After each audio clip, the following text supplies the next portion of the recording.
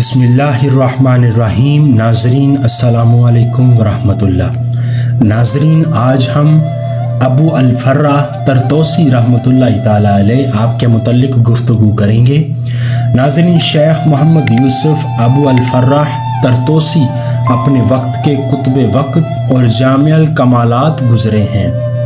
ابو الفراح طرطوسی کی ولادت طرطوس میں ہوئی۔ نام محمد یوسف اور کنیت ابو الفراح ہے۔ آپ کے والد کا نام شیخ عبداللہ طرطوسی ہے۔ ناظرین ابو الفضل عبد الواحد تمیمی کے مرید خاص اور اپنے زمانے کے قدوۃ الاولیاء اور زبدہ المشائخ میں شمار ہوتے ہیں۔ آپ اپنے عہد کے قطب وقت اور جامع الکمالات شیخ گزرے ہیں۔ آپ سلسلہ قادریہ کے 14ویں امام طریقت ہیں۔ آپ ولی کامل، عالم فاضل، جمیع العلوم ظاہری اور باطنی تھے۔ بہت بڑے صاحب کرامت بزرگ تھے۔ صبر و توکل میں آپ کا مقام بہت بلند تھا۔ عظیم خوبیوں کے مالک تھے۔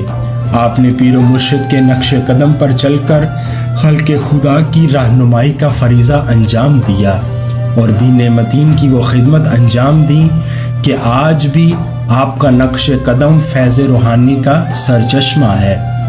آپ 3 شعبان المعظم 447 ہجری کو اس دار فانی سے رخصت ہوئے۔